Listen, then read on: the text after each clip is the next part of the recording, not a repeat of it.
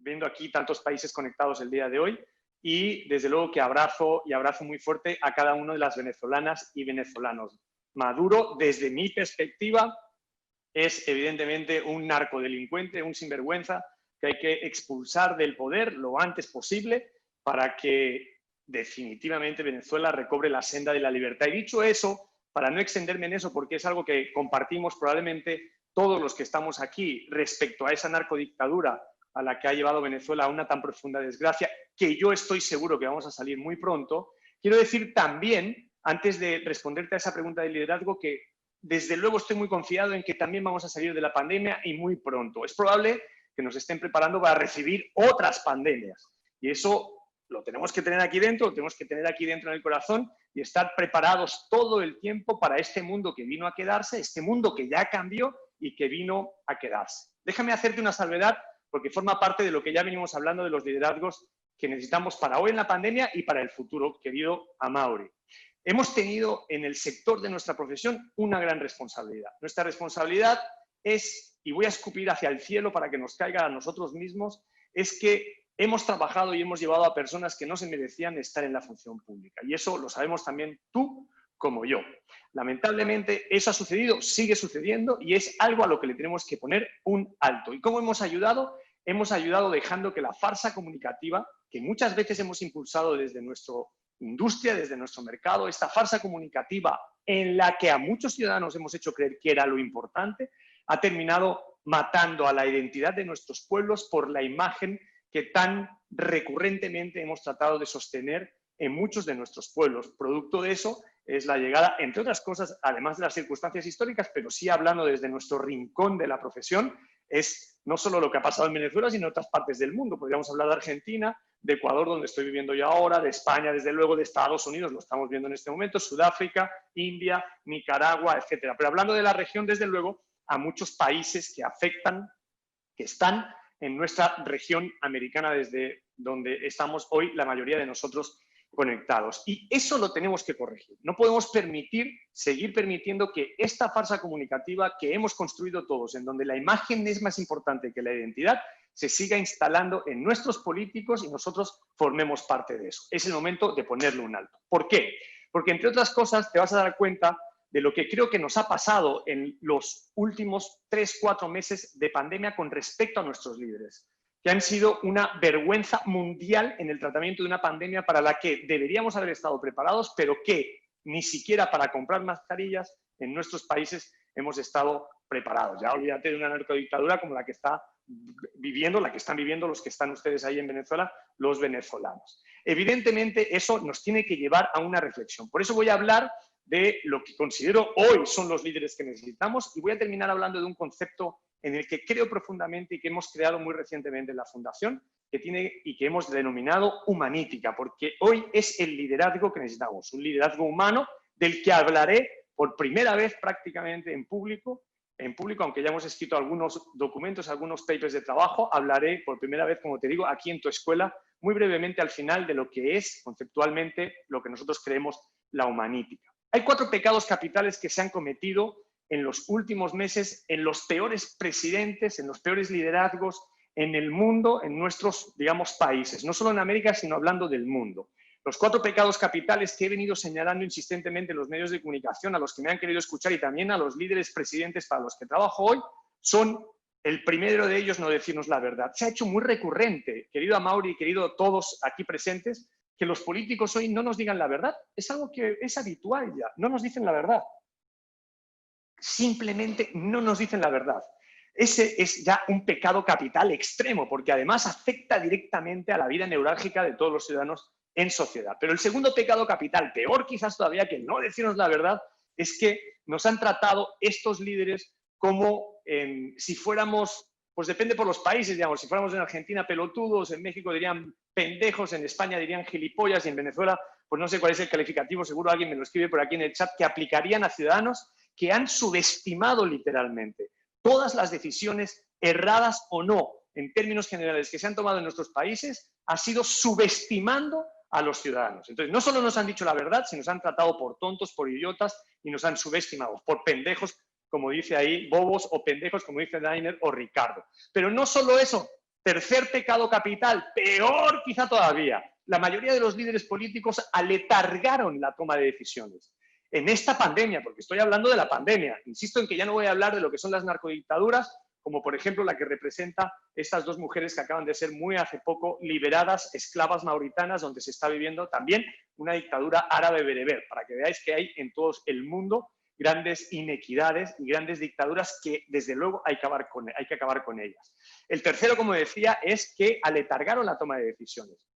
Y aletargar la toma de decisiones significa que hay un montón de familias, amigos y no de políticos que se han muerto y que están a las espaldas de esos líderes políticos. Esos que efectivamente, si alguno de ellos sí tuvo el COVID, desde luego encontró hospital, encontró respirador, encontró plaquinol, encontró cada una de las cosas que esa élite política de políticos que existe en el mundo y que es una élite de élites, definitivamente encuentra para poder salvar la vida, mientras el resto de los mortales se han ido definitivamente muriendo. ¿A quién le vamos a cargar? Nuestros familiares. ¿A quién le vamos a cargar? Nuestros amigos. ¿A quién le vamos a cargar? A gente indecente, inocente, que definitivamente se quedó sin poder comer y tuvo que salir para poder proteger a su familia, terminó contagiándose y terminó enterrada, por decirlo entre comillas, en esas fosas comunes que nos han acompañado en muchos de nuestros países. ¿Alguien me está diciendo audio aquí en el chat? No sé si me están oyendo bien. Si me haces así a Mauri, creo que sí me están oyendo bien. Muy bien. Es el tercer pecado capital. No nos han dicho la verdad, nos han tratado como pendejos, nos han subestimado claramente, nos han aletargado la toma de decisiones y lo peor, ya lo peor de todo de estos políticos repugnantes es que definitivamente cuando tomaron decisiones buscaron la rentabilidad política, como eso de vean cómo acompaño aquí a mi pueblo con esta bolsa de frijoles, toma hija mía para que alimentes a tu familia, la foto por favor para el Instagram porque la voy a subir inmediatamente y todo el mundo vea claramente que soy aquí lo más decente del mundo porque te regalo con tu dinero una bolsa de frijoles para que puedas comer en los próximos días. De esta manera te tengo pobre porque me convienes claramente pobre. Nuestros países no solo se han empobrecido desde el punto de vista patrimonial o alimentario, sino que además se han empobrecido claramente desde el espíritu y desde el alma. Ya no vamos a hablar ni siquiera de estos políticos, de esta clase de políticos, a los que al final, digamos, haré algunos comentarios también. Estos 4 pecados capitales para los 5 peores presidentes que también he mencionado últimamente en el mundo, querido Amaury y queridos todos. El primero de ellos, sin orden de preferencia, el mexicano, por ejemplo, Andrés Manuel López Obrador, por demente, porque se le ocurrió sacar una Virgen de Guadalupe, siendo yo guadalupano, y un crucifijo y diciendo, recientemente lo ha vuelto a repetir, que con la Virgen de Guadalupe y con el crucifijo íbamos a matar el COVID. Cuando tú empiezas a confundir la ciencia con Dios, estamos jodidos porque entonces el mesianismo se hace presente y hoy México aporta a las cifras de la pandemia aproximadamente 1.200 muertos diarios. Ese que está de presidente los tiene en su conciencia y en sus espaldas. O Boris Johnson, el inglés, segundo presidente demente, que más que demente soberbio, que dijo aquello de este bichito no mata, no se preocupen, aquí los ingleses somos bien chingones, somos cojonudos, no nos va a pasar absolutamente nada. Hasta que él se contagió y hasta que él sí llegó a la cama del hospital, estuvo a punto de morirse, menos mal que no se murió, evidentemente nadie le desea al Señor que se muera, y que saliendo dijo, sin soberbia, parece que este bicho sí mata, voy a ver, digamos, enterremos a los ingleses que ya se han muerto, ahora sí voy a tomar medidas. Fue el español Pedro Sánchez que decidió vender material sanitario en enero del 2020, mientras en diciembre del 2019 Alemania, con Angela Merkel, compraba material sanitario. O Donald Trump, que es capaz de mandar los barcos hacia Venezuela para proteger no sé qué cosa y despistar a la opinión pública por intereses comerciales, mientras Nueva York se convertía en una caja fúnebre. Y desde luego Bolsonaro, el 5º presidente en funciones, que por sectario ideológico ha hecho de Brasil otra caja de muertos. Ahí, María Carla, no se escucha, pero la mayoría me dicen que sí se escucha y creo que quizás tengas tus altavoces de la computadora o del teléfono apagados. Es importante que prendan el sistema porque la mayoría, como dicen aquí, Yasmín, Carla, etcétera, y Amaury, sí se escucha. Bueno, voy a seguir. Fíjense, 4 pecados capitales para 5 presidentes espantosos y ¿quién entonces ha gobernado bien en los últimos 3 o 4 meses en los 200 y tantos países reconocidos por Naciones Unidas? Las mujeres. Las mujeres. De los 200 y tantos países reconocidos en Naciones Unidas, solo 13 o 14 países están presididos por mujeres, de los cuales 6 o 7 encabezan seguiditos la lista de los mejores gobiernos en aplicación de políticas públicas para contener la pandemia. Noruega, Islandia, Nueva Zelanda, Alemania, Taiwán, y podríamos seguir quizás hasta 7 u 8 países. Todos ellos presididos por mujeres. ¿Y por qué?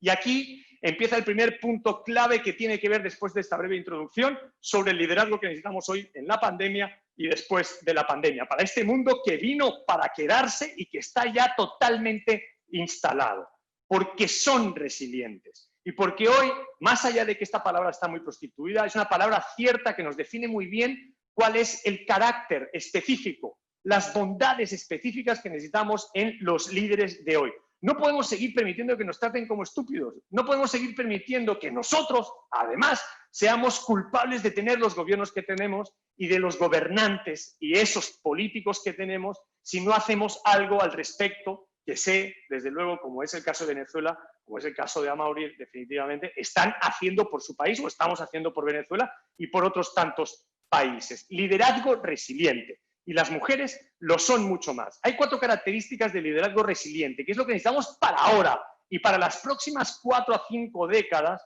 en donde el mundo que cambió viene con nuevas pandemias, viene con algunos elementos que van a ser muy diferenciales y que hablaré ahora a continuación. Pero quiero reseñar las 4 características clave del liderazgo resiliente. El primero de ellos es que se ponen esos líderes enfrente del problema. Ustedes me van a decir, bueno, es que enfrente del problema se ponen todos. Es verdad, la mayoría se ponen enfrente del problema. Pero además se ponen al frente de las personas. Y ustedes me van a decir, es verdad, se ponen al frente de las personas. Está muy bien, enfrente de los problemas y al frente de los problemas, de las personas. Pero fíjense la tercera característica de estos líderes. Tienen la capacidad de mitigar el dolor propio en momentos de pandemia o en cualquier circunstancia y ayudar a los demás a mitigar el dolor propio. Y eso, qué curioso, ya no es de cualquier líder, es de los líderes que tienen esa capacidad de resiliencia y de entender el dolor como propio, también el ajeno. Y esa es una característica fundamental que además está más desarrollada sensitivamente en las mujeres, que evidentemente tienen capacidades distintas a los hombres. Por eso estamos en las décadas más importantes para que mujeres lleguen al gobierno de lo público, y además en foros como este es necesario estimular que más mujeres participen en la política, más mujeres participen en el gobierno de lo público, y no es un tratamiento de que yo sea aquí un feminazi y que sea un feminista a ultranza, no, simplemente es una cuestión necesaria, no es una cuestión de desquite, tampoco de cuotas, todo eso lo podemos hablar después si quieren, es un tema de que necesitamos más mujeres en el gobierno de lo público. Pero hay una última característica, la más importante para mí de los nuevos liderazgos políticos que necesitamos en nuestros países, y es que no solo se ponen enfrente del problema, al frente de las personas, mitigan el dolor, sino que además, y es la más importante, ayudan a cumplir, a conquistar, a lograr los objetivos individuales que las personas tienen y que además por nosotros mismos no podemos conseguir. Acordaros que los líderes no son seguidos por nosotros por el hecho de ser líderes, los seguimos porque son nuestros espejos. Los seguimos porque los seguimos por nosotros mismos, y esa es una definición importante que nos tenemos que taladrar en la cabeza como ciudadanos. Nosotros no seguimos a los líderes por los líderes, los seguimos por nosotros mismos. Por eso, los que tenemos, y que son una desgracia en términos generales, no todos evidentemente, son producto y consecuencia de sociedades que hay que empezar a transformar para este mundo que ya vino y para este mundo que ya vino para quedarse. Estos los líderes resilientes, además, deben de contener valores emergentes de los que hablaré a continuación. Deben de tener ideas y no ideologías que, como en Venezuela hemos visto, son el pan para hoy y el hambre para mañana, que hay que enterrarlas con nuestros muertos hoy y que desde luego es, de hecho, concentrarnos en las ideas lo más importante. Pero además, no solo valores e ideas, sino energía y determinación. Pero además, tener la capacidad de conocerse, conocernos a nosotros mismos, porque solo así es como podemos entender el universo y qué es y por qué es que estamos en esta vida. No solo eso, sino tener el carácter suficiente para dar un paso al frente, ese tipo de liderazgos, y decir, aquí estoy, no me toca, sino aquí estoy para tratar de resolver los problemas que juntos vamos a poder resolver y no solos. Pero además no solo tener valores, ideas, energía, determinación, conocernos a nosotros mismos y carácter, sino entender que solo sembrando es, como dijo aquel hace 2000 años, del que seguimos hablando hoy y que sigue siendo uno de mis grandes referencias y uno de mis grandes líderes.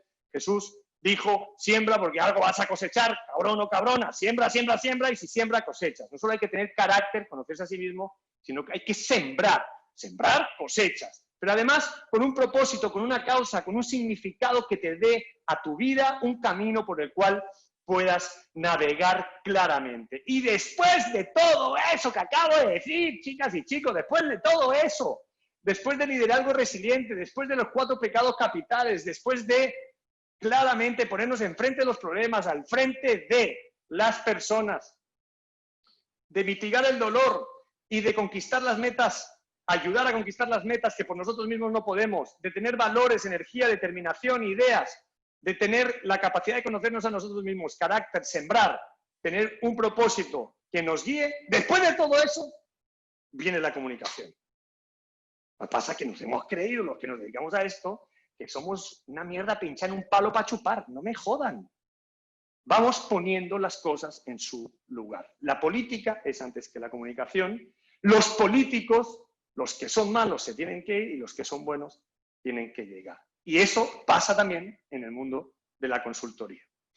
Claro, yo no tengo 30 y tantos años como Mauri, tengo 48 años y quizá a esta edad uno ya tiene la lengua despellejada y se ocupa de decir estas cosas porque quizá ya le corresponde.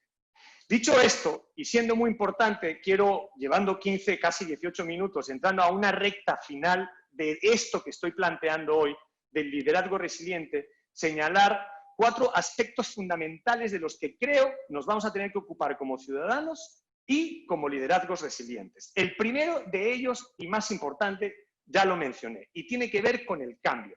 El cambio, por favor, ya vino. No sigamos discutiendo que va a venir el cambio o no. ¿Nos va a cambiar o nos va a cambiar? ¡Pa'l carajo!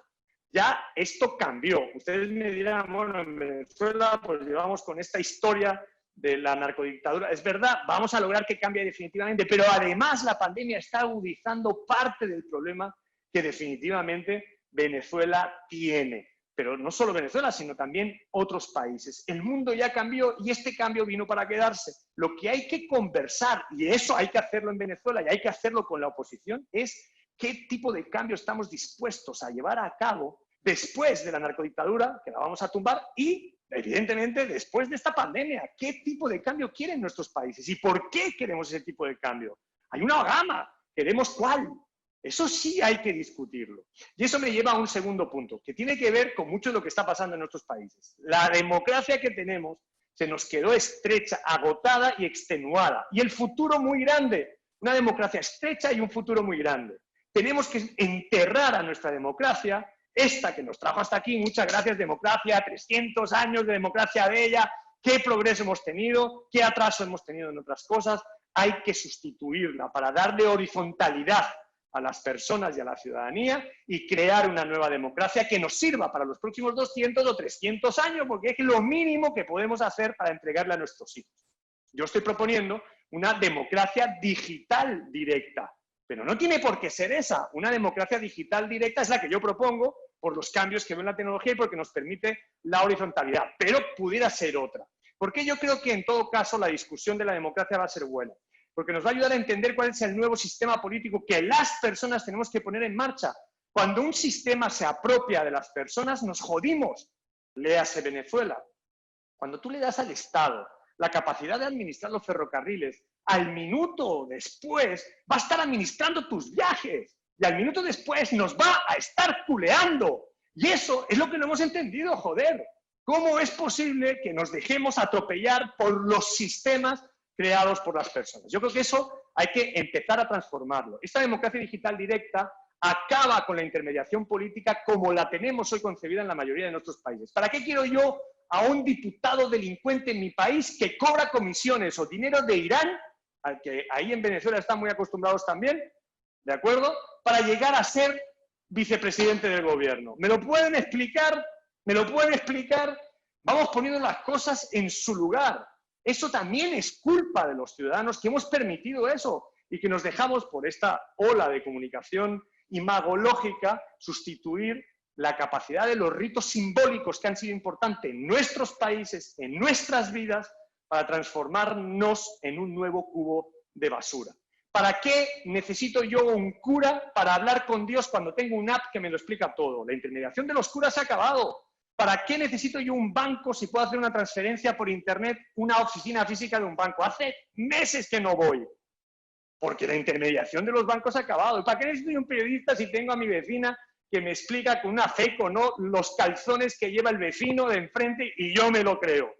¿Para qué quiero el mejor o la mejor periodista del país cuando la intermediación de esos periodistas, y yo que soy de profesión amada periodista, ya no sirve para nada esa intermediación? ¿Por qué no vamos a cortar y a transformar esta intermediación de los políticos de hoy que no nos sirve para nada y que simplemente nos ha hecho rehenes, nos estamos secuestrados de esa intermediación política que nos sigue prostituyendo en la mayoría de nuestros países como, entre comillas, ciudadanos. Ciudadanos, evidentemente, que formamos parte de sociedades absolutamente aletargadas y dormidas. Por eso necesitamos liderazgos resilientes, porque nos va a doler salir de donde estamos. Porque muchas veces en nuestros países creemos que es mejor yo, que tengo petróleo, alargar la mano, porque ese petróleo me corresponde, para que me dé el mango que hoy necesito para comer. Y entonces nos han hecho mendicantes, nos han hecho pobres, pero definitivamente, como decía antes, porque les convenimos pobres. Y eso hay que acabarlo. No solo el cambio ya ha llegado, hay que aceptarlo y hay que discutir qué tipo de cambio me quedo, sino que hay que aceptar y pensar en la nueva democracia, enterrando a la viejita, a la nueva democracia digital directa, o la que ustedes quieran, y discutirla para los próximos 300 años. Nos tenemos que dar la discusión ahora. Pero además hay dos elementos fundamentales que tienen que ver con esta pandemia. El primero de ellos es que, el tercero, vamos a necesitar gobiernos cooperativos, solidarios y altruistas. Y eso es lo que viene. Esos son los valores emergentes de los que hablaba antes. ¿Qué valores? Os habéis preguntado. Estos, cooperativos, solidarios y altruistas. El Papa, que es un Papa muy político, el Papa Francisco lo dijo el otro día, solos no vamos a poder, es juntos y de la mano que vamos a poder salir adelante, y lo dijo muy bien, mucho mejor que yo, evidentemente, y de manera muy inteligente. Solos no vamos a poder. Si, evidentemente, como acabamos de ver en la pandemia, a los chinos les va mal con sus hospitales, a los españoles les va mal y a los italianos también. Y entonces de ahí viene el paciente cero Ecuador y a los ecuatorianos nos va mal. Y si a los ecuatorianos nos va mal, resulta que a los peruanos también nos va mal, a los bolivianos, y de ahí, pues muy probablemente los indios o los sudafricanos. El mundo es un mundo global con una pandemia global que requiere respuestas globales, no solo locales, con ese movimiento localista, que está muy bien que haya movimientos evidentemente localistas, pero que definitivamente no pueden resolver nuestros problemas. De hecho, los venezolanos solos tampoco pueden liberarse de esa narcodictadura. Es con el ayuntamiento absolutamente de todos. Ayuntamiento, que significa ayuntar voluntades, que eso es lo que significa ayuntamiento, ayuntar voluntades para ir y construir nuevas sociedades. El cambio ya llegó, ¿qué tipo de cambio me quedo? ¿Qué democracia quiero construir? Gobiernos altruistas, solidarios y cooperativos, pero por una razón también muy específica. Porque los que hoy tienen hijos, niños, sobrinos, nietos, entre 0 y 15, 0 y 18 años, se ha descubierto que vienen con un cuarto nivel cerebral que Amaury tiene semiatrofiado, que yo tengo totalmente atrofiado y que esos niños y niñas lo traen absolutamente desarrollado. Un cerebro, el cuarto cerebro, que está hospedado aquí, en los lóbulos frontales, y que es un cerebro holístico, una supraconsciencia, que ordena y regula por primera vez los otros niveles cerebrales, el reptiliano, el límbico y el neocórtex, y que además es capaz de tomar decisiones pensando más en el todo que en la parte, y que además ya trae los valores instalados de cooperación, solidaridad y altruismo. Eso es así, no es que no les interese a nuestros jóvenes y jóvenes la política, lo que no le interesa es estos políticos de mierda, lo que no le interesa es esta clase de política, le interesa otras cosas, salvar el medio ambiente, salvar la tierra, le interesa otro tipo de política y nosotros no lo estamos leyendo bien. Pero ya se están incorporando a votar y eso va a cambiar definitivamente la faz de nuestros países y de nuestros gobiernos en los próximos años. Por eso, en estos 4 cambios, una nueva generación con una evolución no psicológica, biológica, seres humanos evolucionados biológicamente mejor que yo y mejor que Amaury y mejor que muchos de los que estamos aquí presentes, evolución biológica con nuevos valores, no solo eso, sino con una nueva democracia, con gobiernos altruistas, solidarios y cooperativos, con un cambio que hay que asimilar para no rebelarse ante él y sufrir cuanto lo menos posible mejor, con líderes resilientes que sepan reducir el dolor, que sepan ponerse al frente de los problemas, enfrente de las personas y que tengan también definitivamente la capacidad de ayudarnos a cumplir con nuestras metas y objetivos en esta vida, que no es otro más que ser felices y no, como nos han enseñado desde muy chiquititos, acumular riqueza, que así como el virus, nos lo podemos meter en el culo porque en el cementerio, salvo que aquí haya o asistamos a la muerte de la muerte, como nos decían el otro día José Luis Cordeiro, definitivamente nos vamos a ir al cementerio con poco más que una sonrisa, en todo caso, en los labios. No es acumular riqueza, sino la búsqueda de la felicidad.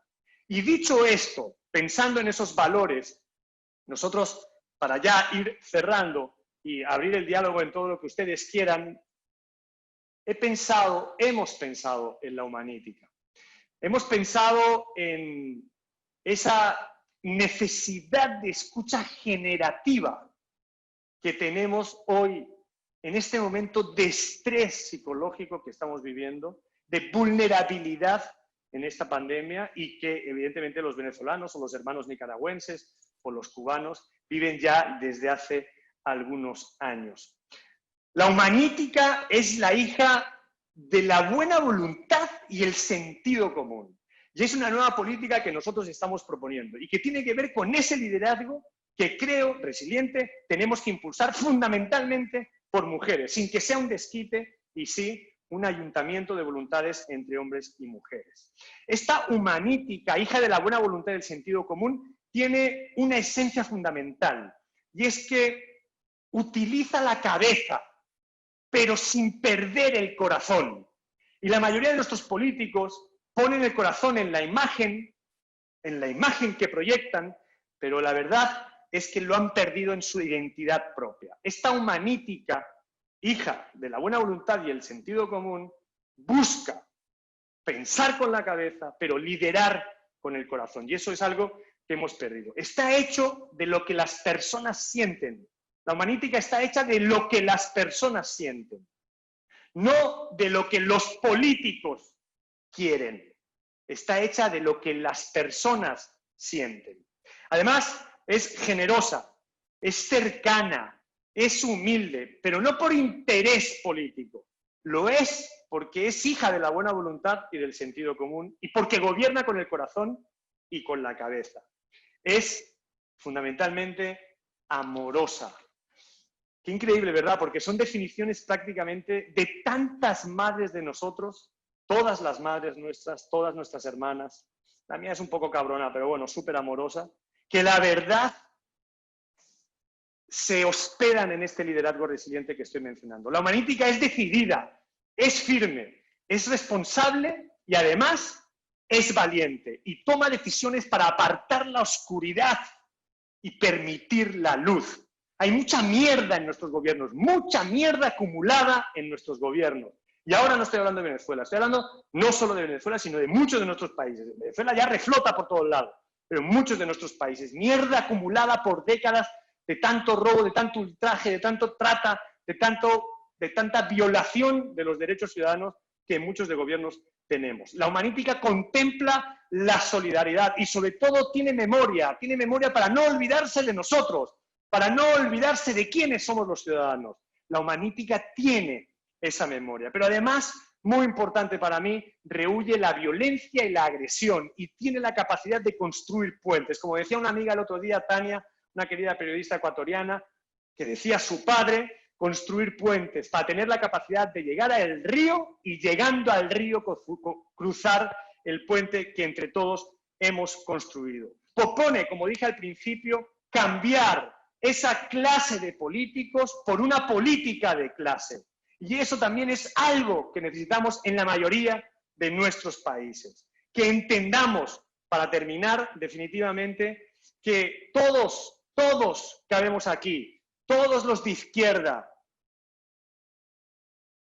todos los de derecha, todos los de centro, todos cabemos aquí, en un mundo sin ideologías, en donde vienen los de izquierda, los de derecha, los de centro, para que aprendamos todos juntos a dejar de ser de izquierda, de centro y de derecha y nos dediquemos a ser argentinos, venezolanos, españoles, sudafricanos, indios, personas normales y corrientes de un mismo mundo que hoy estamos habitando. Esa es fundamentalmente la humanítica, esa es fundamentalmente la razón que a mí me mueve todos los días. Esa es la razón por la que yo creo que hay que alzar la voz también en la industria del marketing político y desde luego en la de los políticos y en los de la política. Y que solo así vamos a entender que es entre todos, juntos una vez más, que podemos construir un mundo mejor. Yo no quiero tener la razón de nada, quiero tener más preguntas que respuestas porque así me siento vivo, pero también quiero tener un sentido de vida, un propósito, algo que me haga feliz. Y eso es lo que me hace estar hoy aquí, con todos ustedes, para decirles, hay una luz al final, hay una probabilidad de que si hacemos el esfuerzo, salgamos de donde estamos. Pero nos tenemos que tomar de la mano, tenemos que matar nuestro ego y entender que si eso lo hacemos, siendo seres humanos, humanítica, ese mundo mejor está a la vuelta de la esquina dentro de nosotros. Muchas gracias.